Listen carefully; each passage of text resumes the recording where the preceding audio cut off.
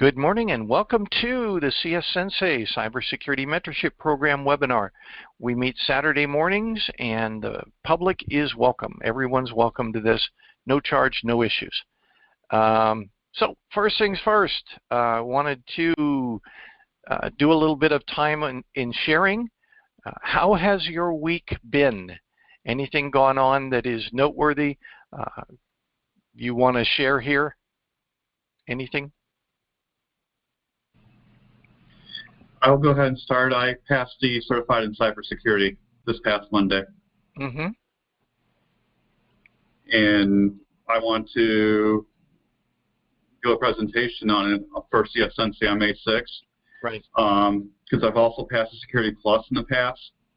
And I want to do a comparison of the two and which one is good to start with and any other questions that the mentees may have. So on May 6th. Excellent. Please come on over and I'll be glad to do a presentation and do a Q&A afterwards. Very cool. That's in 2 weeks. Yep, 2 weeks, May 6th. Yep. Tobias, anything interesting with you?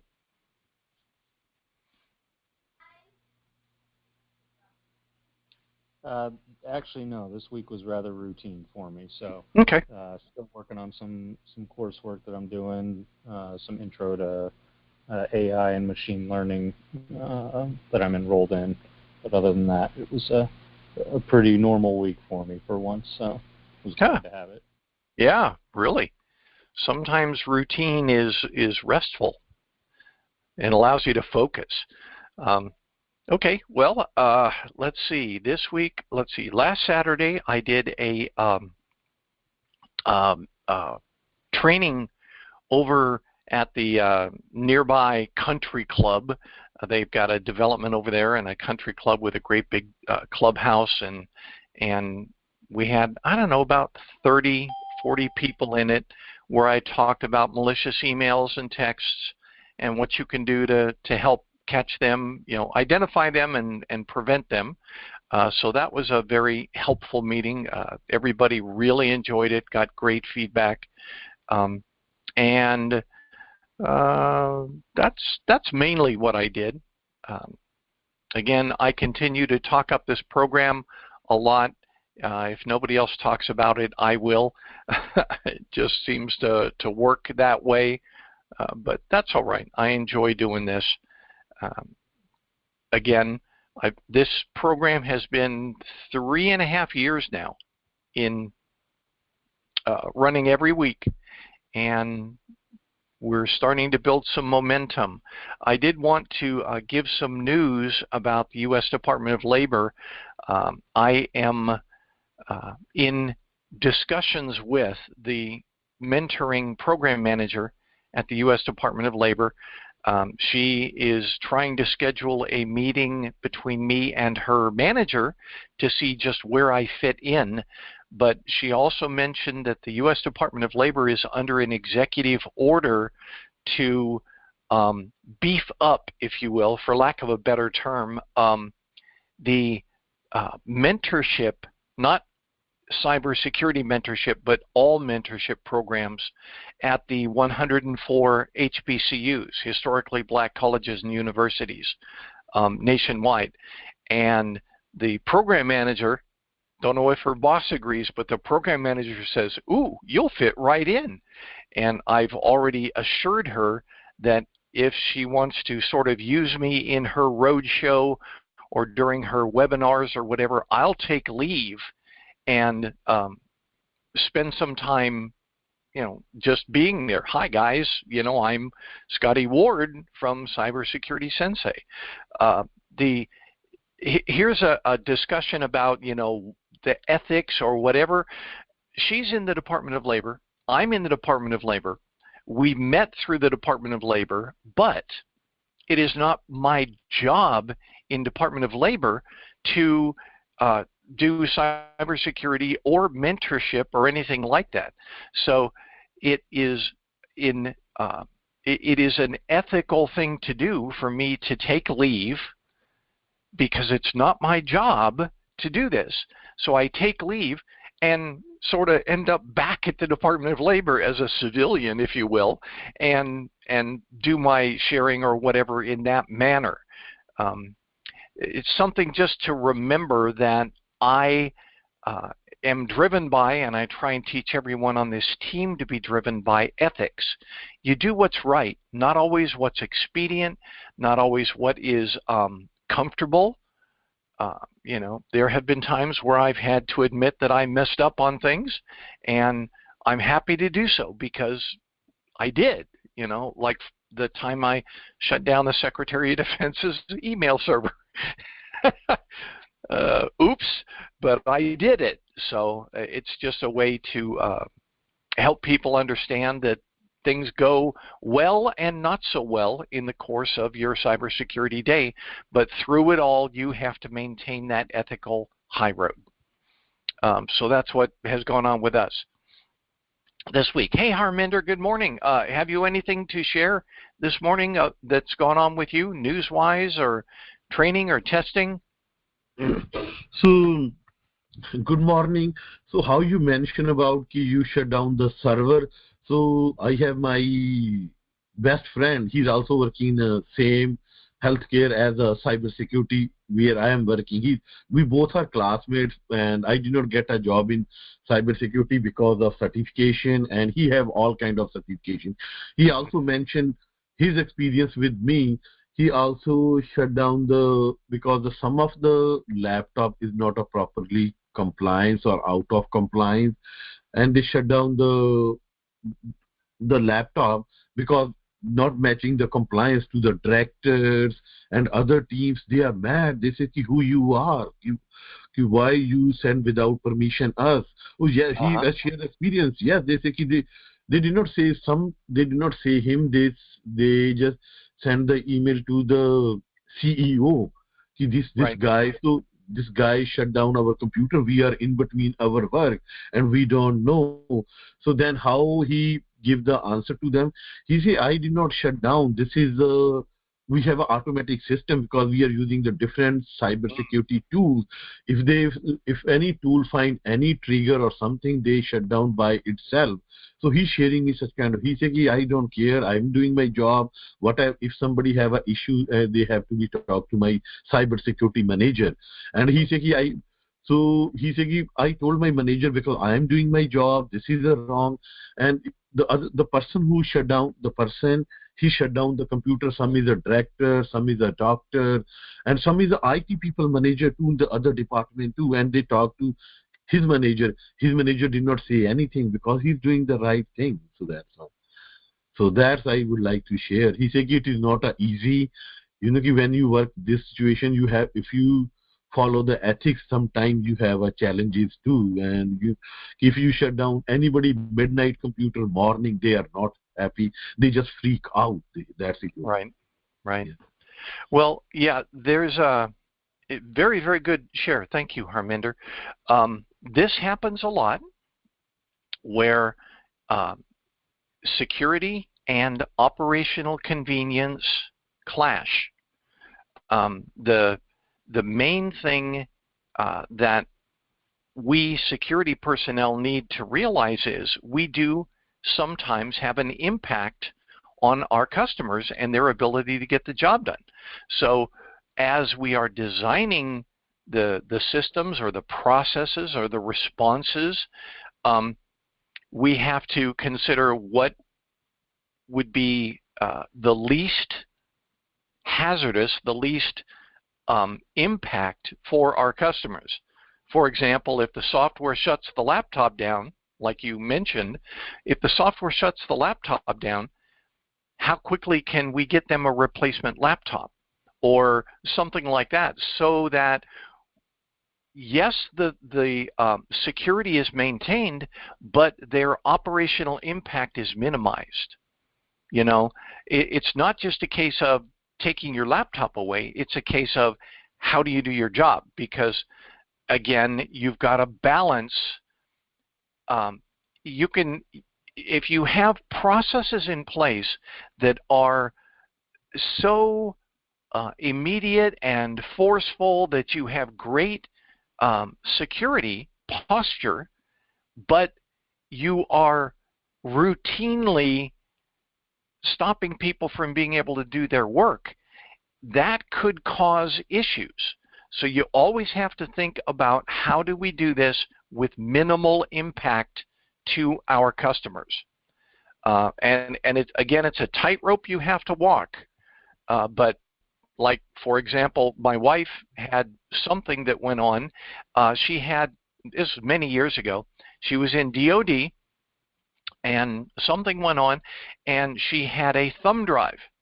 And she plugged the thumb drive in, and Yes. within like 2 minutes, her phone rang, and somebody said, "We're coming up with a replacement laptop because we have to take that one." Okay, well, that's a minor inconvenience as compared to, I plug in my thumb drive, I can't work. Sure, security is maintained, but you have severely impacted the person who had the issue. So it's a balance. It's always a balance. And No, yeah. Yep. yeah. So I got your point, Scotty. And so when I talked to him, so what he told me, he also mentioned to me, he said, where it's come security, we have to take the actions right way, unless somebody else do something in our network.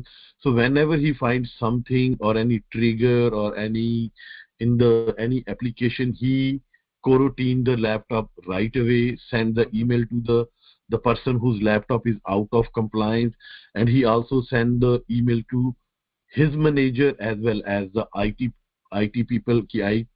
I coroutine these laptops. You guys have to be re-imaged as soon as possible. That's he don't wait.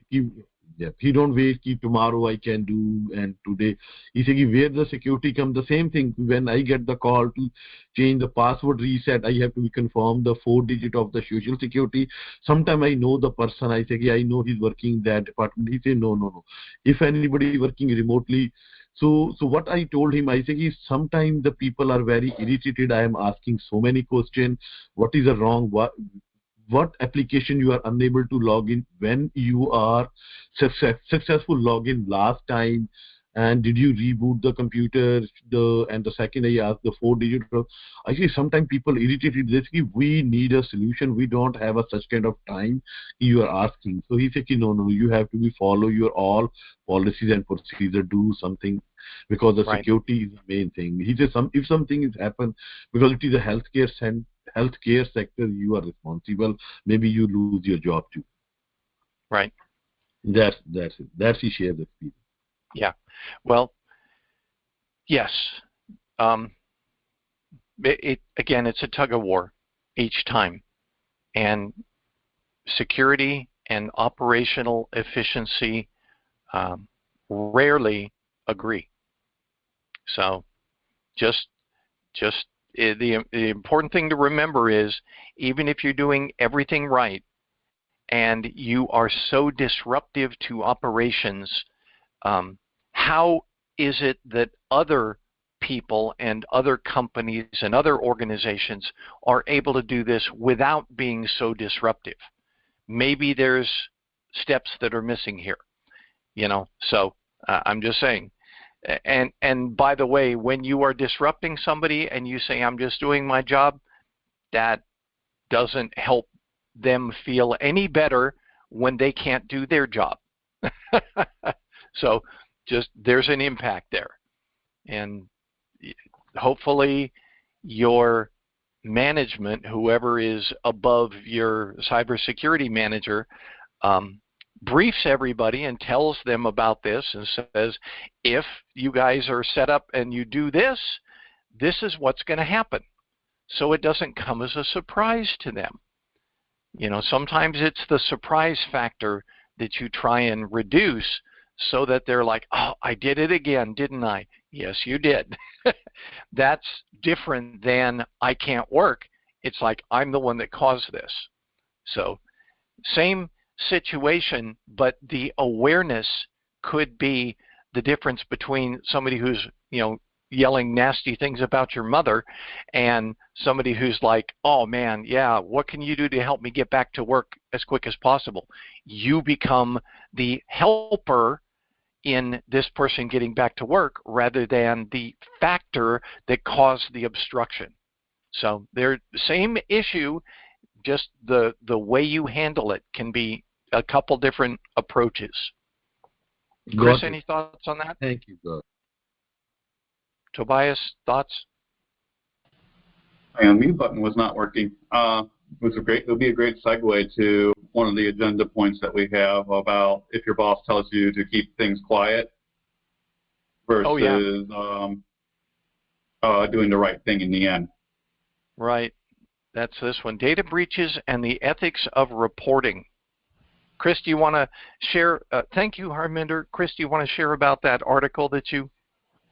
So I thought it was thought-provoking that a lot of people in that article, it was a dark reading article, there was a certain percentage of people who would listen to their boss, and their boss told them that even if the right thing was to report it by law, to keep quiet.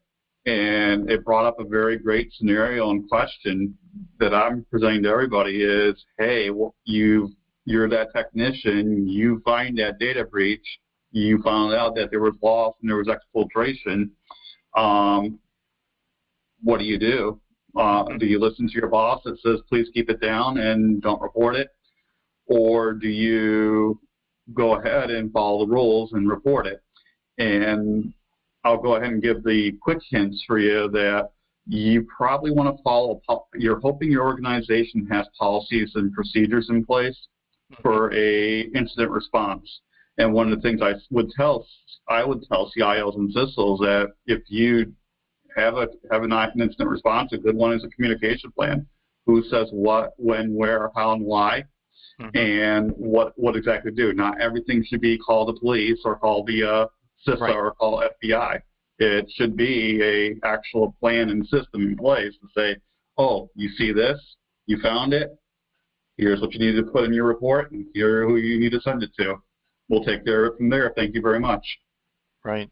And one of the stories I have is, and I can go ahead and share this story. One of my mentees, not in this mentee group wall, but at work mentee, he clicked the attachment, and despite the 2 warnings, he went through and he got a bunch of calls from Microsoft. And he called me in a panic because he knew me and I was in IT. He goes, Chris, what do I do? What do I do? And I go, hey, mentee, you got to report this. And sorry, I have to report this because the email that he clicked created a whole bunch of forwardings, and it went to about 200 users in the DOL network. And I did my training in click report phishing and said, security operations, you need to take a look at this. This is not cool. Right. Yep. It's a good point. And if you are in any sort of management or project management role, one of the things that they do to try and point out who is supposed to do what is called a RACI chart, R-A-C-I. And what you put down is the various roles. If you're a stakeholder, if you're the operational manager, if you're the security manager, whatever.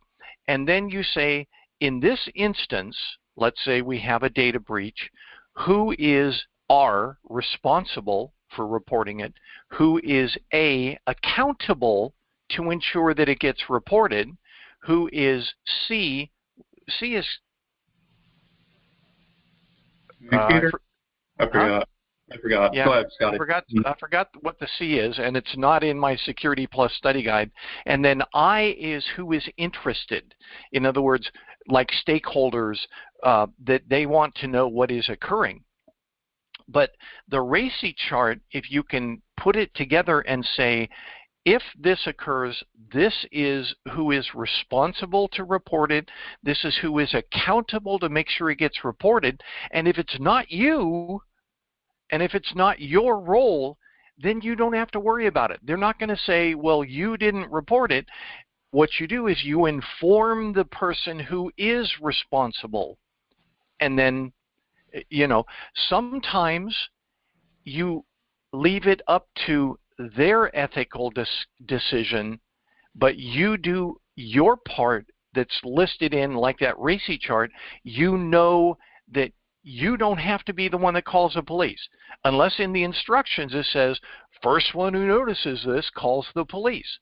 If it doesn't say that, you talk to the senior person above you and let them make the decision, or higher than that.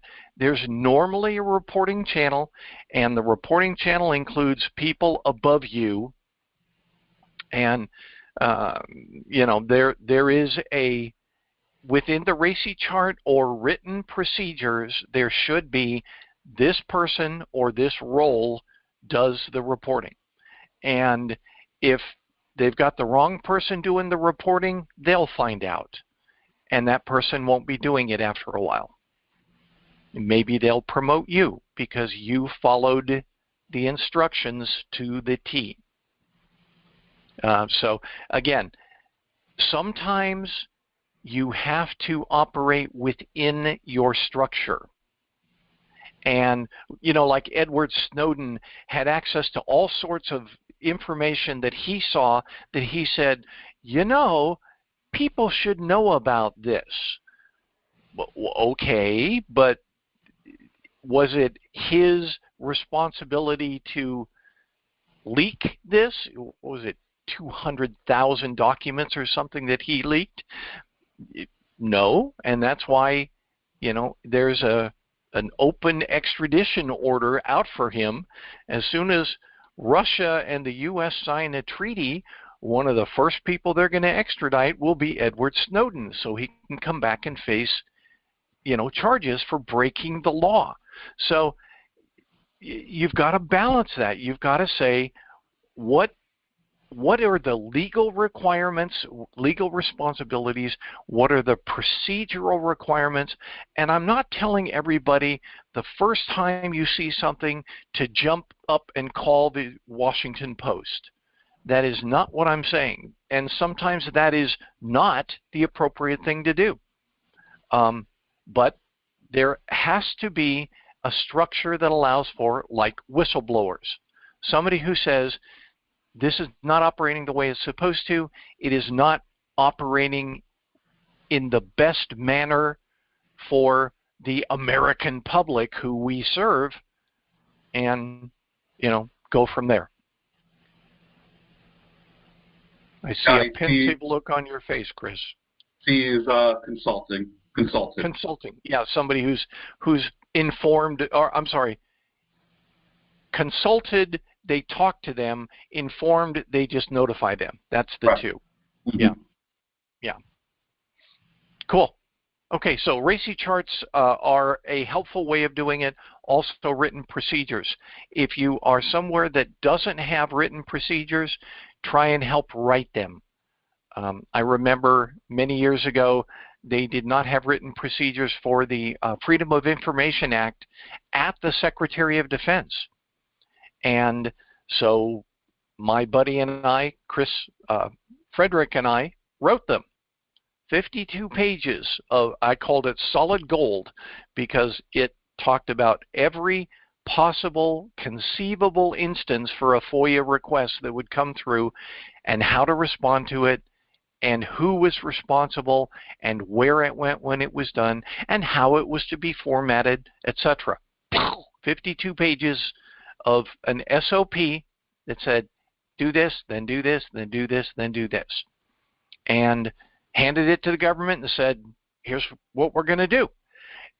There's another discussion about draft SOPs.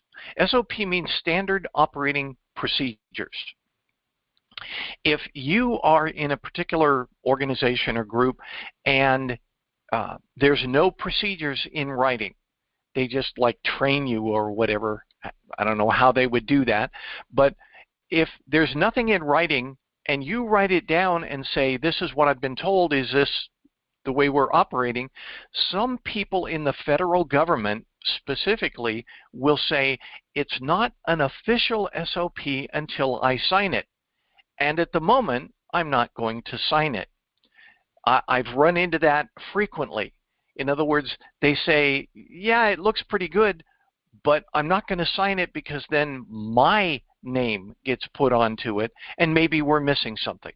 So I've seen many SOPs get to the point where they're fully written and they never get signed.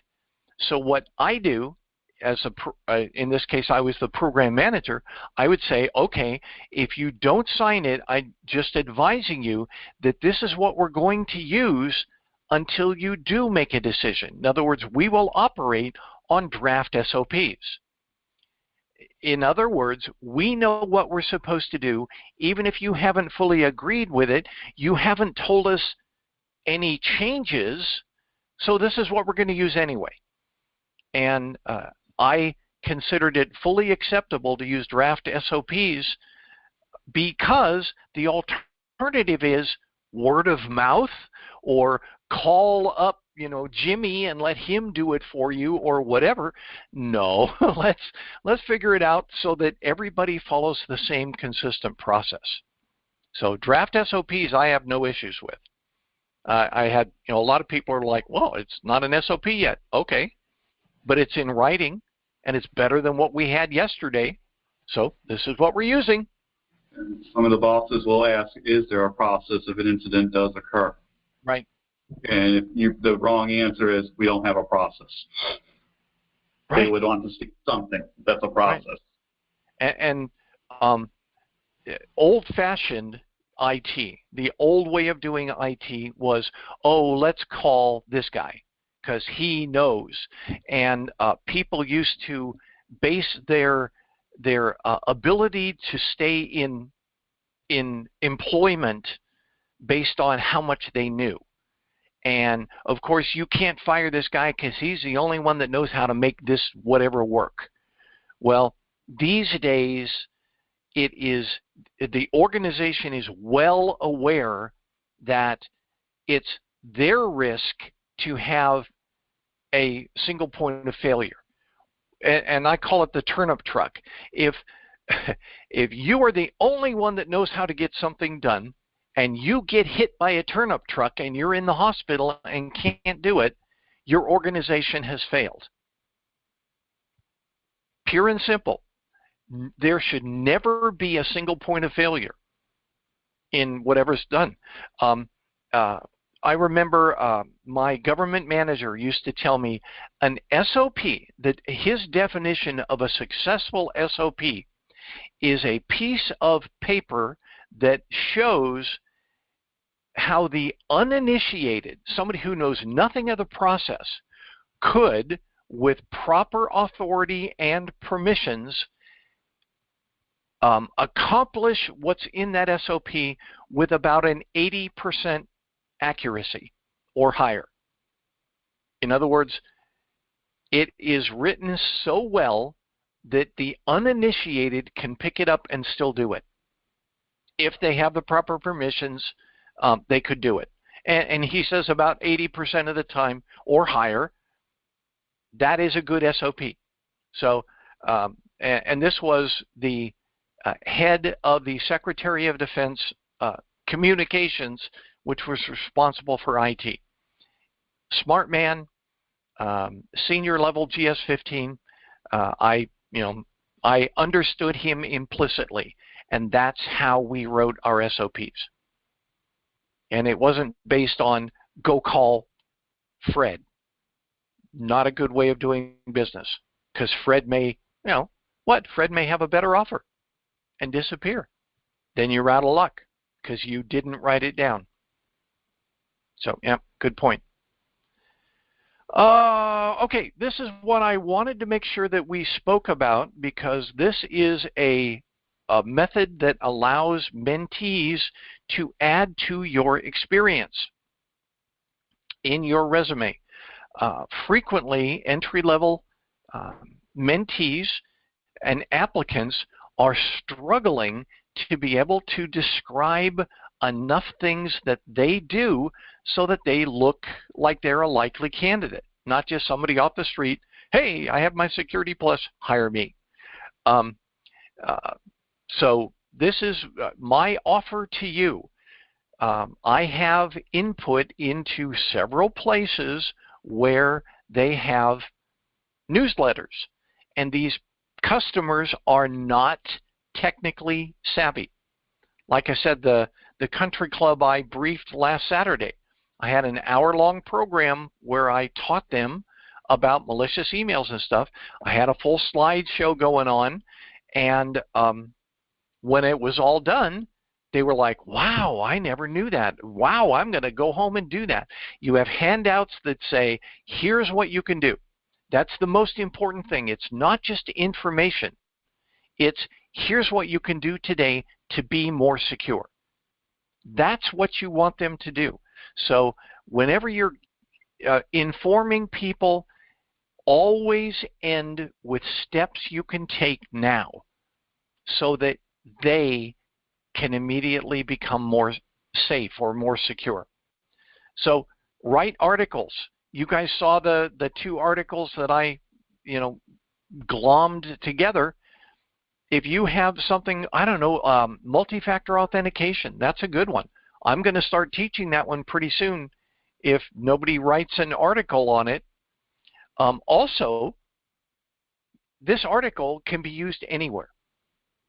You could do it for your VFW. You could do it for your church group. You could do it for, whatever. Just take it and change it up a little bit, put your name at the bottom and say, okay, I briefed on this. So you are by the way, a technical trainer. If you wrote it, you're a technical author. If it does arrive and I get it, I'm going to send it around to the group and say, who's going to provide updates and inputs on this? And therefore you become a technical editor. That's what an editor does. You review other people's submissions and you make them better. You can add that to your resume. I'm a technical editor on topics such as, and list the topics that we have put out. So far there's 2, but there's bound to be more. So the more you engage, the more you act, the more you step in and take a chance at doing this, the more you can list your experience. It's just our way of helping you build up your resume. Any discussion on this? Any discussion? It'd make great portfolio material that you can write a document like that, and you have something concrete to show. Right. One of the biggest ones that you should always stress is that you're a member of CS-Sensei, because like Harminder, you are probably one of the most frequent mentees who comes in here. That would indicate that you can say, I am one of the lead mentees. I'm in this nearly every week or something like that. And here are some of the things that we discuss. By doing that, just go into our YouTube channel and copy all those topics and say, this is what my mentorship program covers. If you missed a session, oh well, but you can say, this is what the mentorship program covers, and I'm one of the routine mentees. Great. They're not going to ask you, well, did you attend the session in February? No, they're not going to do that. You're just going to say, this is a robust program. We cover a lot of things, and I participate in it frequently. Done. Experience. Thank you. Got it. Got it. Thanks. Okay. Here's another one that I think is helpful. I just was running around and I found this site called safetydetectives.com, and it was a wonderful, it's long, but it's a wonderful page that you could, if you were interested, share with people around you, your family, friends, Facebook friends, whatever, and say, I got this from my cybersecurity mentorship program, And I think it's very helpful. It's not written for the technical, it's written for the non-technical person. And therefore, if it makes sense, it's a great way of helping people around you stay safer.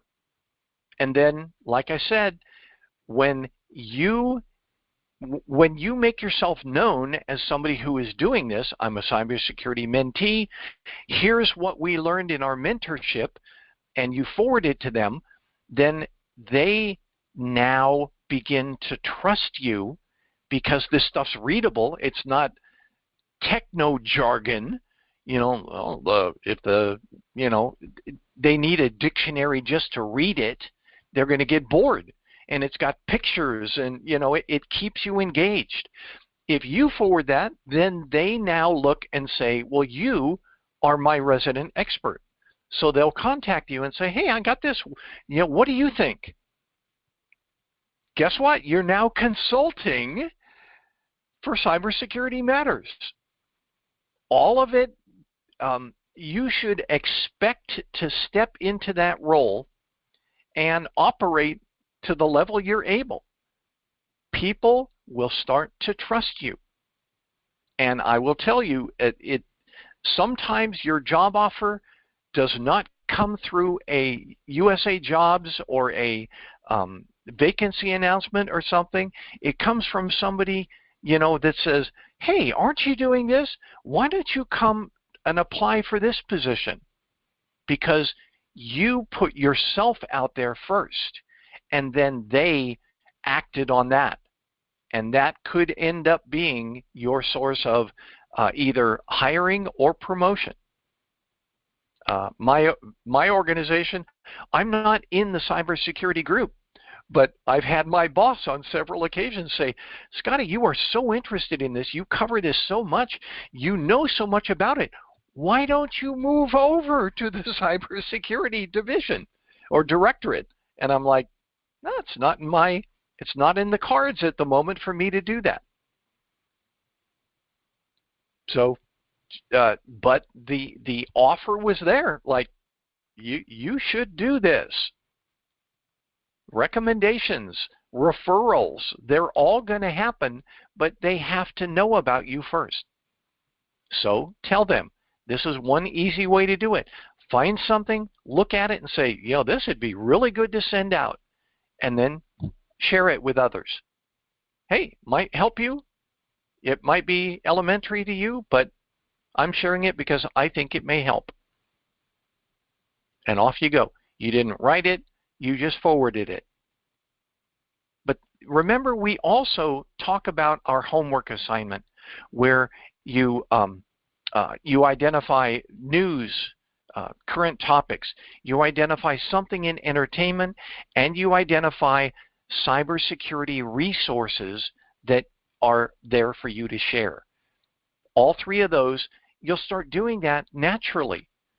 I'm sure, Chris, you and I do this. Douglas is starting to do this. You start to look at the stuff and say, would this make, I understand this, but would it make sense for someone else? If it's real technical, you share it with the mentorship group. If it's not real technical, you consider sharing it with your family or friends, neighbors, your HOA, whatever. You want to make people better. You want to make this world a better place. And you become acknowledged as the local resident expert. Discussion. Thoughts? Okay. Chris, could you please talk us through this TECH.USAJOBS.gov? So this was a discovery I had yesterday, and it was while doing a little bit of the homework that Scotty assigns, or the CS-Sensei assigns. And it was about OPM's journey of finding a tech workforce / cyber workforce. And looking, Scotty, I'm glad you did that one webinar about looking beyond the headlines and going digging deep. Well, in digging deep from that article, I ended up finding 2 portals that USA Job created. One, the TECH.USAJOBS.gov, nothing but the tech jobs. And something I've discovered about that is there are more codes besides the occupation codes besides the 2210. I'm speaking a little jargon here. OPM has special position codes that they put positions in, and I was more focused on one certain code, but the tech and cyber industry now has multiple codes. CISA is providing these codes. One's called Security Administration. Don't ask me what that number is. I don't remember what it is. I have to look that up. But they list all the tech jobs into one portal rather than digging through a whole bunch in USA Jobs, and just makes the job hunt search process much more simpler. And I've also found interns.usajobs.com for students. I know I'm contacts with students from HCC in the security area. Yep. HCC is Hart Community College, where I live, and sorry if I dox myself there, but anyway. They list internships, and that's really great to have that background intern work and experience to get your first job into cybersecurity. What I've discovered with that article is it's been a great journey that OPM has gone through trying to fill that cyber talent. I've watched that journey. Part of the reason why I'm in my IT specialist position was I went to a symposium that identified, hey, we're going to see a bunch of retirements in the IT government field, and that's going to be a glut of a whole bunch of positions that we need to fill. And those positions that are more older and senior are going to be filled by the middle and entry levels, which is going to open up more entry and middle level. I looked at the tech portal yesterday. Out of 125 positions, 65 positions were available for entry level public. Very cool. And very nice. A lot of them are remote jobs where anybody can apply from anywhere, and it's not a locality issue. When I say entry level, they're GS5 to all the way to GS9, which is a great entry level way to get in. Yep. There's also some positions that have the middle and expert level, 12 to 11 to 13, and then the 14, 15 for if you want to lead a group or branch. But that's just have everything in that one place without playing with the filters and USA Jobs just made life very easy. And very nice. I wanted to make sure that link was out there and shared with the community here.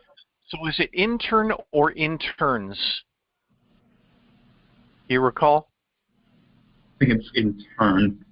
Okay. Well, yeah, I linked it both in the email and the Facebook. So right.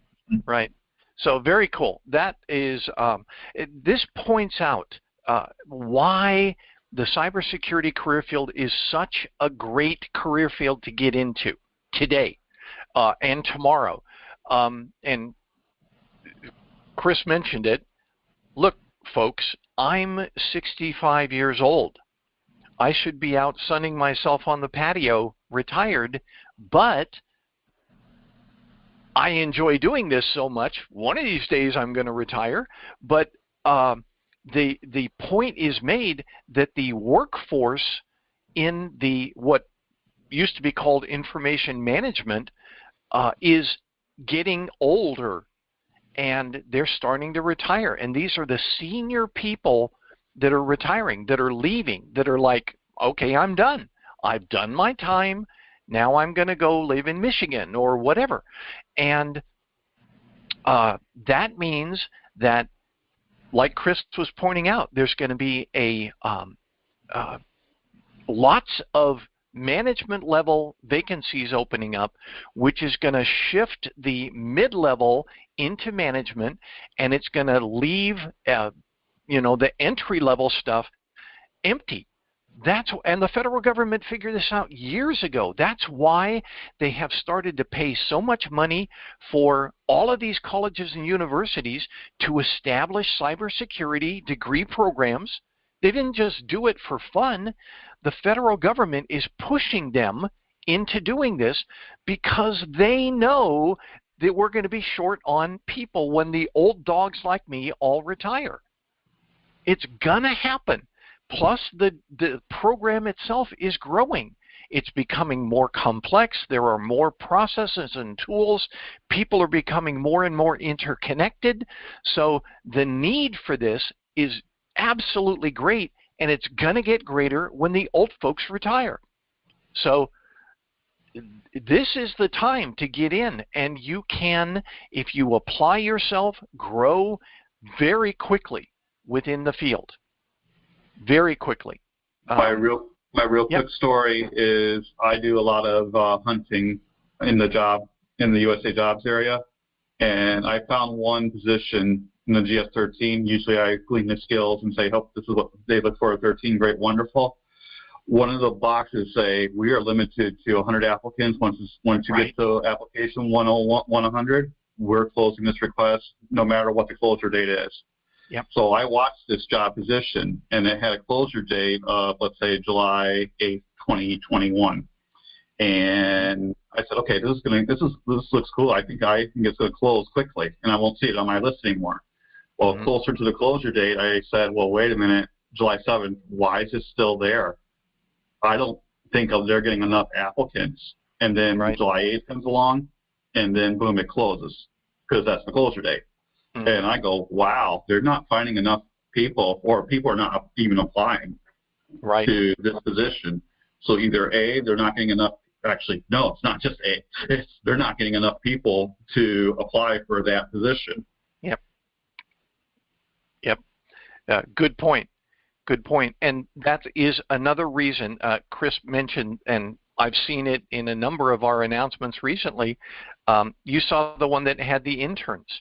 That just came through the last week or two. They said, this is limited to 50 applicants. This is going to close as soon as we get 50 applicants. So, but it was a great job. It had upward mobility, great way to get in the door. And there are what's called educational equivalents as well. A friend of mine, somebody that I went to church with for a few years, she and her husband moved out to Germany with his military assignment. When they came back, she was looking for a job.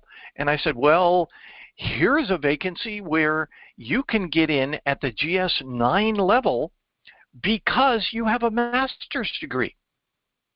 A master's degree is enough, I believe. I think that's what it was. A master's degree, even if you don't have qualifications in that career field, it automatically qualifies you for the GS-9 level. I think that's what it was. And I don't know what level she got hired at, but she got the job, and she's now working at DOL. So there are ways to do it. But what you need to do, mentees, what you need to do is make sure that your resume or resumes are ready to go. You are ready to pull the trigger on it. Don't say, oh, if I see an announcement that looks good, then I'm going to start crafting a resume. Start off, blank sheet of paper, here's me. Don't do that. Get ahead of that resume cycle so that if something comes in, it may take you a little while to sort through the qualifications or experience or whatever so that your resume closely matches the job vacancy announcement, and then press the send button. Be one of those first however many applicants so that you make sure you're not left behind. Always have your resumes ready. And we can help with that. If you have a resume that you're thinking about using, send it to the group and we will happily evaluate it. I've done that with a number of the mentees. They send me resumes and say, how does this look? And I'm like, well, there was one. I'm not going to mention whose it was, but there was one that was little tiny fonts and it was still 5 pages long. And I said, nobody in their right mind is going to read this. Oh, but these are all the things I've done. Yes, but how much of them are relevant? And so I told this person, I said, here's what I want you to do. Put it in a regular size font and find a way to limit it to 3 pages. 2 if you can. 1 would be perfect, but see if you can make it down to 3 pages, because it was 7 pages long after I changed the font size to something that was readable. So I'll give a sneak preview to my May 6th presentation. Okay. Unless they specifically ask for the certification, they're great to have on the resume, but you don't want to list 6 certifications and none of them relate to what the job announcement is. Right. The job announcement says Security Plus, you put Security Plus, even if you have the 5, unless it's related to security in the job description, right, don't put it in. Right. A lot of people, and this is just my experience, a lot of people put in their resumes everything that they've done. Well, it is not a plus for you to list that you're good at Windows XP, that you're good at Windows 7, that you're good at Windows 8, that you have a certification in deployment of Windows 8. Because Windows 8, 8.1 just went end of life in January. So, you know, make sure. And I've even seen resumes where people are like MS-DOS. Whew. Dude, that's from the 90s. It is now the 2020s. Let's not have that in your resume. It does not help you to say you're good at things that nobody uses anymore. Okay? Just my little tip. We're on our last minute or so. I did want to mention in the CS-Sensei group, there is a YouTube video that everybody probably should read or watch about the ChatGPT terms of service. It is a review by a lawyer who reviews terms of service. Now, admittedly, his specialty is lemon laws, but he reviewed the ChatGPT terms of service, and he points out some really scary stuff in it. Like, for example, if you put something into ChatGPT and somebody sues ChatGPT as a result of it, you, according to the terms of service, which you had to agree to get an account, ChatGPT is going to bill you with their legal defense fees. And you are legally obligated to pay their lawyer fees. For example, there's some really good stuff in there. And you know, down at the bottom of all of those real long end user license agreements or terms of service, it says, I have read and agreed to. Click here. Don't just click through it. ChatGPT is an excellent example of why you need to read it. And you know what? I'm not getting myself a ChatGPT account, or if I do, I'm not entering anything. And if I get information on it, I'm not putting it into an article or a book or a web page or anything like that, because ChatGPT has indemnified themselves through those terms of service, where it basically says, we just provide the medium. All the data is provided by humans. If you disagree with the data, you sue the humans. If you sue us, that human is responsible for our legal fees. It's kind of scary. And by the way, if you got yourself a ChatGPT account, you agreed to those terms of services. Shame on you if you didn't read it, but they will give you their bill for their legal fees.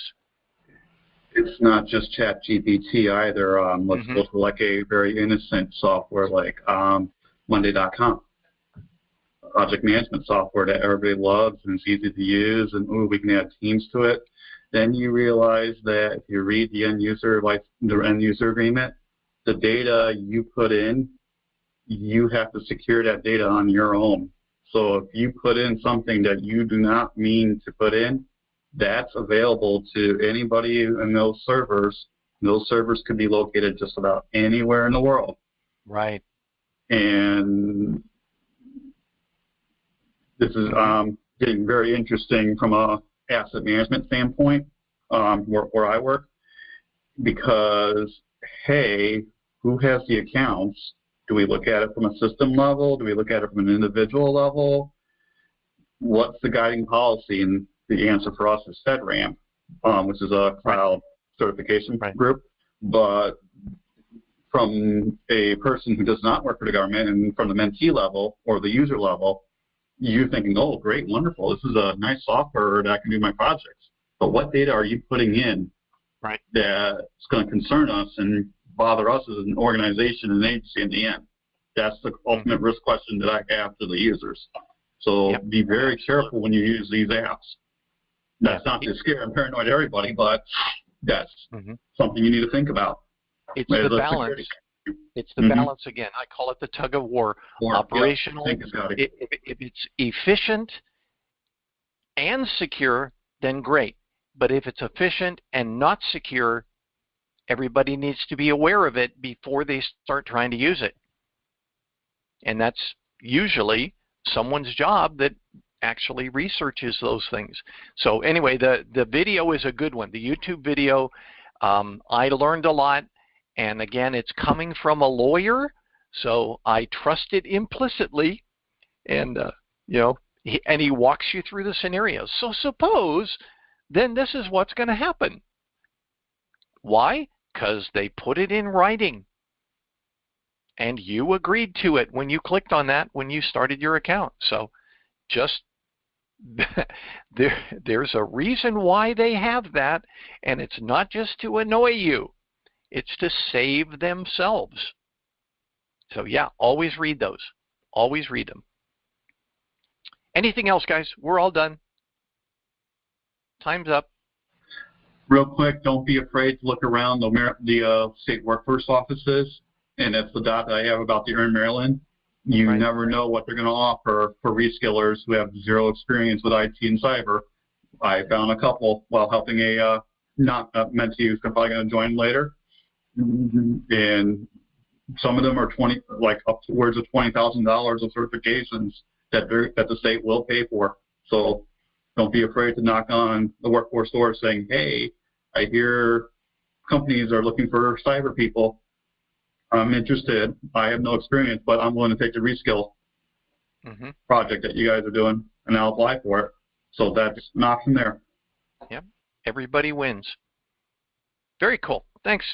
All right, everybody. Have a great weekend, and we'll catch you guys around on the email or the Facebook group. All right. Take care. Bye-bye.